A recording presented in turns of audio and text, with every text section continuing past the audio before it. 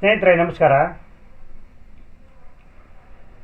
ಸ್ನೇಹಿತರೆ, ನಾನೀಗ ನಿಮಗೆ ಸರಿಯಾದ ಮಾಹಿತಿಯನ್ನು ಕೊಡಲಿಕ್ಕೆ ಒಂದು ವಿಡಿಯೋ ಮಾಡ್ತಾಯಿದ್ದೀನಿ.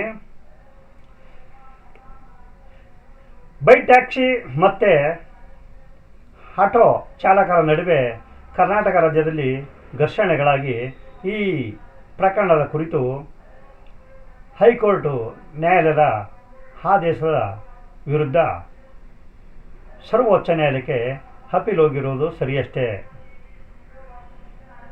ಸರ್ವೋಚ್ಚ ನ್ಯಾಯಾಲಯದಲ್ಲಿ ಒಂದು ದಿನಾಂಕವನ್ನು ನಿಗದಿಪಡಿಸಿದ್ದು 11/8/26ಕ್ಕೆ ಫಿಕ್ಸ್ ಆಗಿರುತ್ತದೆ.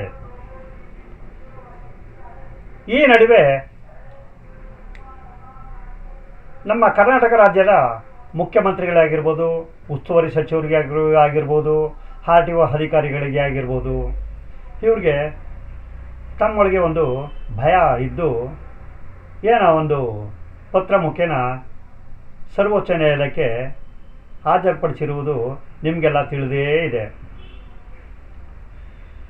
ಸರ್ವೋಚ್ಚ ನ್ಯಾಯಾಲಯವು 11/8/26ಕ್ಕಿದ್ದ ಕಡತವನ್ನು ಆ ದಿನಾಂಕದಂದು ಯಾಕೆ ಆ ಕಡತ ಟೇಬಲ್ ಮೇಲೆ ಬರಲಿಲ್ಲ ಎಂಬುದೇ ನಮಗೆಲ್ಲರಿಗೂ ಅನುಮಾನವಾಗಿದೆ.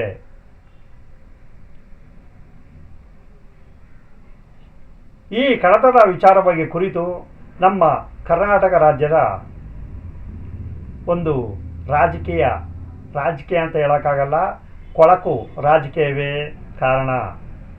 ಇದರಲ್ಲಿ ಯಾರ ಕೈವಾಡ ಇದೆ, ಯಾರ ಕೈವಾಡ ಆಗಿರ್ಬೋದು ಅಂಥೇಳಿ ನಿಮಗೆ ಗೊತ್ತಾಗಿರಬಹುದು. ಸ್ನೇಹಿತರೆ, ಕಡತ ಟೇಬಲ್ ಮೇಲಿಂದ ಹಂಗೇನೆ 11/8/2026ರಿಂದ 11/9/2026ಕ್ಕೆ ದಿನಾಂಕ ನಿಗದಿಯಾಗಿದ್ದು, ನಮ್ಮ ಏನಿದೆಯೋ ಅಪೀಲ್ ಕಡತ 11/9/26ಕ್ಕೆ ದಿನಾಂಕ ಫಿಕ್ಸ್ ಆಗಿರ್ತದೆ ಅಂಥೇಳಿ ಈ ಮೂಲಕ ನಿಮಗೆಲ್ಲರಿಗೂ ತಿಳಿಸ್ತಾ ಇದ್ದೀನಿ. ಅದರಲ್ಲಿ ಸರ್ವೋಚ್ಚ ನ್ಯಾಯಾಲಯದ ನ್ಯಾಯಮೂರ್ತಿಗಳ ಒಂದು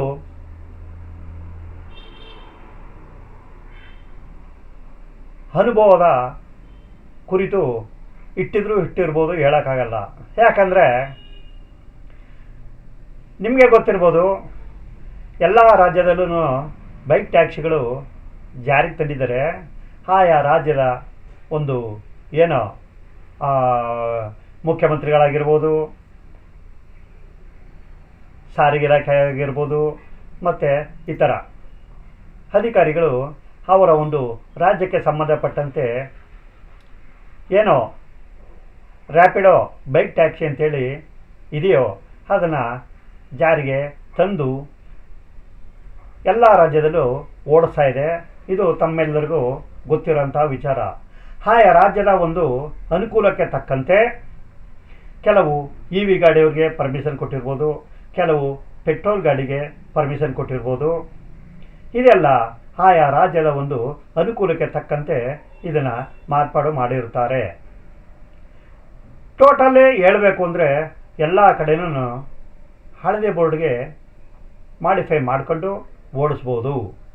ಆದರೆ ನಮ್ಮ ರಾಜ್ಯದಲ್ಲಿ EV ಗಾಡಿಗೆ ಅನುಕೂಲ ಇದೆ ಅಂತಲೋ ಇಲ್ಲ ಇನ್ನೊಂದು ರಾಜ್ಯದಲ್ಲಿ 2 ವೀಲರ್ ಪೆಟ್ರೋಲ್ ಗಾಡಿಗೆ ಅನುಕೂಲ ಇದೆ ಅಂತಲೋ ಏನೋ ಒಂದು ಇಟ್ಕೊಂಡು ಒಂದು ಏನೋ ರ್ಯಾಪಿಡೋ ಬೈಕ್ ಟ್ಯಾಕ್ಸಿ ಅಂತ ಪ್ರಯಾಣ ಮಾಡಿಸ್ತಾಯಿದ್ರು. ಅವ್ರಿಗೆಲ್ಲರಿಗೂ ಒಂದು ಗ್ರೀನ್ ಸಿಗ್ನಲ್ ಕೊಟ್ಟು ಅವರೆಲ್ಲ ಕೆಲಸ ಕಾರ್ಯಗಳನ್ನ ಮಾಡ್ತಾಯಿದ್ದಾರೆ. ಈ ಕೆಲಸ ಕಾರ್ಯಗಳಿಂದ ಹಲವಾರು ನಿರುದ್ಯೋಗಿಗಳಿಗೆ ಕೆಲಸ ಸಿಕ್ಕಂತಾಗಿದೆ. ಅವರು ನೆಮ್ಮದಿಯಿಂದ ಬಾಳಿ ಬದುಕುತ್ತಿದ್ದಾರೆ. ಆದರೆ ನಮ್ಮ ಕರ್ನಾಟಕದಲ್ಲಿ ಒಂದು ಕುತಂತ್ರ ರಾಜಕೀಯದಿಂದ ಇನ್ನೂ ಪರ್ಮಿಷನ್ನ ಕೊಟ್ಟಿಲ್ಲ. ಒಂದು ಹೈಕೋರ್ಟ್ನ ಆದೇಶನ ಇವರು ಉಲ್ಲಂಘನೆ ಮಾಡಿ ಅಪೀಲ್ ಅಂತ ಏನಿದೆ ಸರ್ವೋಚ್ಚ ನ್ಯಾಯಾಲಯ ಇಲ್ಲಿಗೆ ಹೋಗಿರುವುದು ಎಷ್ಟು ಮಟ್ಟಿಗೆ ಸರಿ ಅಂತ ನೀವೇ ಊಹಿಸಿಕೊಳ್ಳಿ. ಇದರಿಂದ ಸಾರ್ವಜನಿಕರಿಗೆ ತುಂಬ ಅನಾನುಕೂಲ ಆಗಿದೆ. ಏನೋ ಇವರು ಸುರಕ್ಷತೆ ಇಲ್ಲ ಅಂತ ಆಟೋ ಒಂದು ಒಂದು ಯಾವುದು ಚಾಲಕ ವೃಂದದವರು ಹೇಳ್ತಾರೆ. ಅದಕ್ಕೆ ಸಂಬಂಧಪಟ್ಟ ಒಂದು ಯಾರು ಡೈರೆಕ್ಟ್ರು ಪ್ರೆಸಿಡೆಂಟ್ರು ಏನು ಹೇಳ್ತಾ ಇದ್ದಾರೆ, ಇದಕ್ಕೆ ಸಂಬಂಧಪಟ್ಟಂತೆ ಸರ್ವೋಚ್ಚ ನ್ಯಾಯಾಲಯದಲ್ಲಿಯೇ ಈ ಮಾತು ಗುಡುಕ್ತಾ ಇದೆ. ಸೆಕ್ಯೂರಿಟಿ ಇರೋದು ರ್ಯಾಪಿಡೋ ಬೈಕ್ ಟ್ಯಾಕ್ಸಿನಲ್ಲಿಯೇ. ಆಟೋ ಮತ್ತು ಕ್ಯಾಬ್ಗಳು, ಕಾರ್ಗಳು ಇದರಲ್ಲೆಲ್ಲ ಸೆಕ್ಯೂರಿಟಿ ಇಲ್ಲ ಅಂತ ಹೇಳಿ ಅವರ ಮನಸ್ಸಿಗೆ ಗೊತ್ತಾಗಿದೆ. ಹೆಂಗಪ್ಪ ಅಂತಂದರೆ ಎಲ್ಲ ಸುತ್ತಮುತ್ತ ಗ್ಲಾಸ್ ಇಳಿದಿಸ್ಬಿಟ್ಟು ಎಲ್ಲ ಸುತ್ತಮುತ್ತ ಕವರ್ ಆಗಿರ್ತದೆ. ಕಾರ್ನೊಳಗಡೆ ಏನು ಮಾಡಿದ್ರು ಯಾರಿಗೂ ಗೊತ್ತಾಗೋದಿಲ್ಲ ಅಷ್ಟೇ.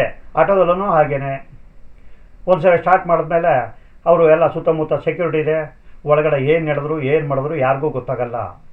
ಅದೆಲ್ಲ ಗೊತ್ತಾಗಬೇಕು ಅಂದರೆ ಪ್ಯಾಸೆಂಜರು ಕೆಳಗೆ ಇಳಿದ ಮೇಲೇ ಅವ್ರಿಗೆ ಗೊತ್ತಾಗೋದು, ಅಲ್ಲಿವರೆಗೂ ಯಾರಿಗೂ ಗೊತ್ತಾಗಿಲ್ಲ. ಬೈಕ್ ಟ್ಯಾಕ್ಸಿನಲ್ಲಿ ಬಿದ್ದು ಸತ್ತೋಗ್ಬಿಡ್ತಾರೆ, ಪ್ರಾಣ ಕಳ್ಕೋತಾರೆ ಅಂಥೇಳಿ ಈ ಒಂದು ಆಟೋ ಚಾಲಕರು ಏನು ಹೇಳ್ತಾರೆ, ಇದು ಬೈಕ್ ಟ್ಯಾಕ್ಸಿನಲ್ಲಿ ಆಗ್ಬೋದು. ಎಲ್ಲ ಒಂದು 2-3 ಪ್ರಕರಣಗಳು ನಡೆದಿದ್ದೇವೆ, ಇಲ್ಲ ಅಂತಲಲ್ಲ. ಆಟೋ ರಿಕ್ಷಾದಲ್ಲಿ ಪ್ರಯಾಣ ಮಾಡುವಾಗ ಅಪಘಾತಗಳು ಸಂಭವಿಸೋದಿಲ್ವೇ? ಕಾರಲ್ಲಿ ಹೋಗ್ಬೇಕಾದ್ರೆ ಅಂದರೆ ಟ್ಯಾಕ್ಸಿನಲ್ಲಿ ಹೋಗ್ಬೇಕಾದ್ರೆ ಅಪಘಾತಗಳು ಸಂಭವಿಸಿಲ್ವೇ? ಅವನ ಹಣೆ ಬರ ಹೆಂಗಿದೆಯೋ ಹಾಗೆ ಭಗವಂತ ಹೇಳಿ ಕಳಿಸಿರ್ತಾನೆ, ನಿನ್ಗೆ ಇದರಿಂದಲೇ ಸಾವು ಅಂತ. ಅದರ ಪ್ರಕಾರ ಸಾವು ಹಾಗೆ ಆಗುತ್ತೆ. ಅದರ ಬಗ್ಗೆ ಯಾರು ನೀವು ಸಾರ್ವಜನಿಕರೇ ಆಗಲಿ, ಆಟೋ ಚಾಲಕರೇ ಆಗಲಿ, ಕ್ಯಾಬ್ ಚಾಲಕರೇ ಆಗಲಿ ಅದರ ಬಗ್ಗೆ ಚಿಂತೆ ಮಾಡ್ದೇ ನಾವೆಲ್ಲ ಅಣ್ಣ ತಮ್ಮನವರು, ನಾವೆಲ್ಲ ಒಂದು ಗೂಡಿನ ಹಕ್ಕಿಗಳು, ನಾವೇ ಕಿತ್ತಾಡಿ ಹೊರ ರಾಜ್ಯಗಳಿಗೆ ನಾವು ಮಾದರಿ ಆಗಬಾರ್ದು ಅಂತ ಹೇಳಿ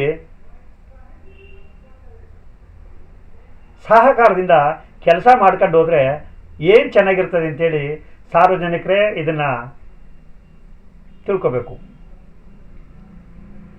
ಹಾಗಾಗಿ ಸಾರ್ವಜನಿಕರ ಅನುಕೂಲಕ್ಕೆ ತಕ್ಕಂತೆ ಬೈಕ್ ಟ್ಯಾಕ್ಸಿ ಜಾರಿಗೆ ಬಂದೇ ಬರ್ತದೆ. ಇದರಲ್ಲಿ ಎರಡು ಅರ್ಥ ಇಲ್ಲ. ಯಾಕಂದರೆ ಎಲ್ಲ ಅಧಿಕಾರಿಗಳು ಇದ್ರ ಬಗ್ಗೆ ಚಿಂತೆ ಮಾಡಿದ್ದಾರೆ.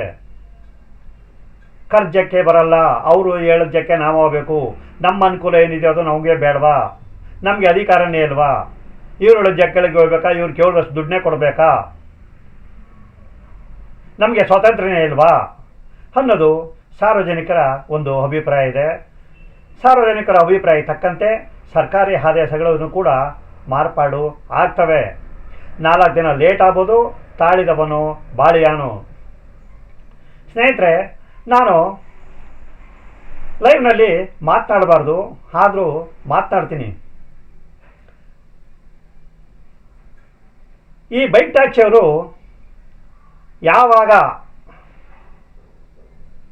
ಒಗ್ಗಟ್ಟಿಂದ ಕೆಲಸ ಮಾಡ್ತಿರೋ ಆವಾಗಲೇ ಇದು ಸರಿಯಾಗೋದು.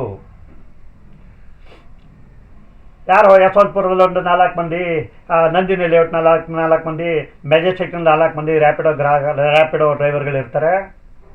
ಅವರೆಲ್ಲ ಅಯ್ಯೋ ನಮ್ಗೆ ಯಾಕ ಅಂತೇಳಿ ಒಯ್ತಾ ಇರ್ತಾರೆ. ಇಲ್ಲಿ ಇವ್ರದ್ದು ದರ್ಬಾರು ಮುಗಿಯದ ಕತೆ. ಆದ್ದರಿಂದ ನೀವೆಲ್ಲ ಒಗ್ಗಟ್ಟಾಗಿ ಕಾರ್ಯ ಮಾಡಿ. ಏನಿದೆಯೋ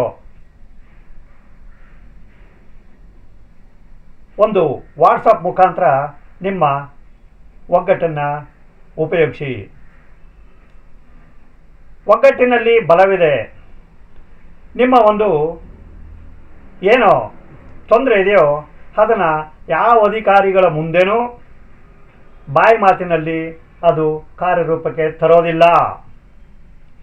ನಿಮ್ಮ ಒಗ್ಗಟ್ಟನ್ನು ತೋರಿಸಿ ಬರಹ ಮುಖಾಂತರ ನಿಮ್ಮ ಒಂದು ಸಂಬಂಧಪಟ್ಟ ಯಾರಿಗೇ ಆಗಲಿ, ಅದು ನಿಮ್ಮ ಸಂಬಂಧಪಟ್ಟ ಅಧಿಕಾರಿಗಳಿಗೆ ಬರವಣಿಗೆ ಮುಖಾಂತರ ನೀವು ದೂರನ್ನು ಕೊಡಿ. ಅದಕ್ಕೆ ತಮ್ಮ ಸಂಬಂಧಪಟ್ಟಂತೆ ನೀವು ಅಕ್ನಾಲಜ್ಮೆಂಟ್ನ ರಿಸೀವ್ ಮಾಡ್ಕೊಳ್ಳಿ. ಮುಂದೆ ಆಗುವ ಅನಾಹುತಕ್ಕೆ ಅವರೇ ಹೊಣೆಯಾಗುತ್ತಾರೆ ಅಂಥೇಳಿ ಈ ವಿಡಿಯೋನ ಮುಗಿಸ್ತೀನಿ. ನನ್ನ ವಿಡಿಯೋನ ಮೊನ್ನೆ ದಿನ ಅಪ್ಲೋಡ್ ಮಾಡಿದೆ. ಅದನ್ನು ಕೆಲವು ದುಷ್ಕರ್ಮಿಗಳು ಅಂತ ಹೇಳ್ಬೋದು ಅವ್ರನ್ನ. ಅವರು ಸಾಚ ಅಪ್ಪನಿಗೆ ಹುಟ್ಟಿದರೆ ಬ್ಯಾಡ್ ಕಾಮೆಂಟ್ಗಳನ್ನ ಯಾವ ಮಗನೂ ಆಗ್ತಿರಲಿಲ್ಲ. ಆಯಿತಾ? ನಿಮ್ಮ ಕೈನಲ್ಲಿ ವಿಡಿಯೋ ನೋಡಿ ವಿಡಿಯೋನ ಅರ್ಥ ಮಾಡ್ಕೊಳ್ಳೋ ಶಕ್ತಿ ಇದ್ದರೆ ನೀವು ನೋಡಿ, ಅರ್ಥ ಆಗಲಿಲ್ವಾ ಸ್ಕಿಪ್ ಮಾಡಿ ಮುಂದಕ್ಕಿಡಿ. ಬೇರೆ ವಿಡಿಯೋಗಳಿಗೆಲ್ಲಕ್ಕೂ ಹೋಗಿ ನೀವು ಬ್ಯಾಡ್ ಕಾಮೆಂಟ್ಗಳನ್ನ ಹಾಕಿ ನೀವು ಏನು ಸುಖ ಪಡ್ತೀರಿ ರೀ? ನಾನು ಸರ್ಕಾರಿ ನೌಕರ, ಕುಂತಿದ್ರು 1 ಲಕ್ಷ 1 ಲಕ್ಷ, ನಿಂತಿದ್ರು 1 ಲಕ್ಷ, ಮಲಗಿದ್ರು 1 ಲಕ್ಷ ಬರ್ತದೆ. ಆಯಿತಾ? ನಾನು ರ್ಯಾಪಿಡೋ ಡ್ರೈವರ್ ಅಲ್ಲ ಅಂತೇಳಿ ಪದೇ ಪದೇ ಹೇಳ್ತಾ ಇದ್ದೀನಿ, ಅದನ್ನು ಅರ್ಥ ಮಾಡ್ಕೊಳ್ಳಿ. ಬ್ಯಾಡ್ ಕಾಮೆಂಟ್ ಏನು ನಿಮ್ಮ ಅಪ್ಪನ ಮನೆ ಕಾಮೆಂಟ್ಗಳವು. ಮಾತೆತ್ತು ಅಂದರೆ ಎಲ್ಲರೂ ನಾನು ಅನುಭವದ ಮಾತನ್ನು ಹೇಳ್ತೀನಿ, ಮುಂದೆ ಏನಾಗ್ಬೋದು ಅಂತಲೂ ಹೇಳ್ತೀನಿ. ಕೇಳೋಕ್ಕೆ ಇಷ್ಟ ಇದ್ದರೆ ಕೇಳಿ, ಕೇಳಿದರೆ ಸ್ಕಿಪ್ ಮಾಡಿ. ನಿಮ್ಮ ವಿಡಿಯೋಗಳಿಗೂ ನಾವು ಹಂಗೆ ಆಗ್ತೀವ ಬ್ಯಾಡ್ ಕಮೆಂಟಾ? ನೀವು ದಮ್ಮು ಇದ್ದರೆ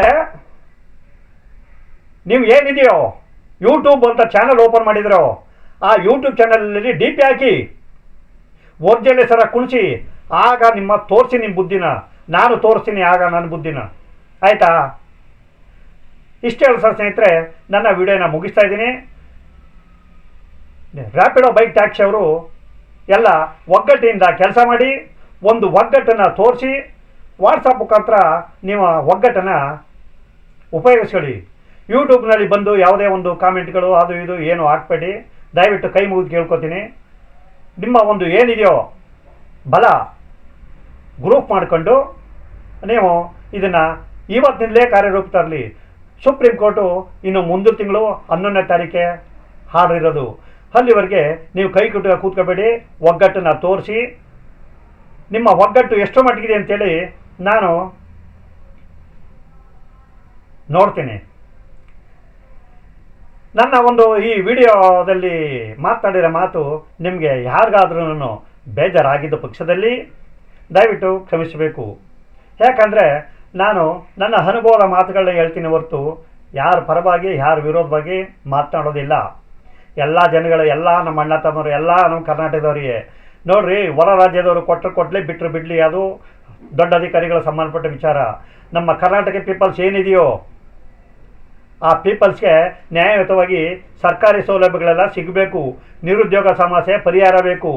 ಪರಿಹಾರ ಆಗಲೇಬೇಕು, ಆಗುತ್ತೆ, ಸದ್ಯದಲ್ಲೇ ಪರಿಹಾರ ಆಗುತ್ತೆ. ಇದನ್ನು ಎಲ್ಲೋ ಹಾಲ್ದ ಮರದಡಿಲೋ, ಹಳ್ಳಿ ಮರದಡಿಲೋ, ಆಟೋ ರಿಕ್ಷಾ ಒಳಗಡೆನೋ, ಎಲ್ಲ ಟಾಲೋ ಬಸ್ ಸ್ಟ್ಯಾಂಡಲ್ಲೋ ಸುಮ್ಮನೆ ಅಪಪೋಲಿ ಥರ ಕಾಮೆಂಟ್ಗಳು ಹಾಕೋದನ್ನು ನಿಲ್ಲಿಸಿ ನಿಮ್ಮ ಹೊಟ್ಟೆ ಬಟ್ಟೆನ ಕಟ್ಕೊಂಡು ನೇರವಾಗಿ ನಿಮ್ಮ ಒಂದು ಏನಿದೆಯೋ ಸಂಸಾರ ನಡೆಸ್ಕೊಂಡು ಹೋಗಿ ಅಂತೇಳಿ ಈ ಮಾತನ್ನು ಮುಗಿಸ್ತಾ ಇದ್ದೀನಿ. ಮತ್ತೆ ಸಿಗೋಣ. ನಮಸ್ಕಾರ.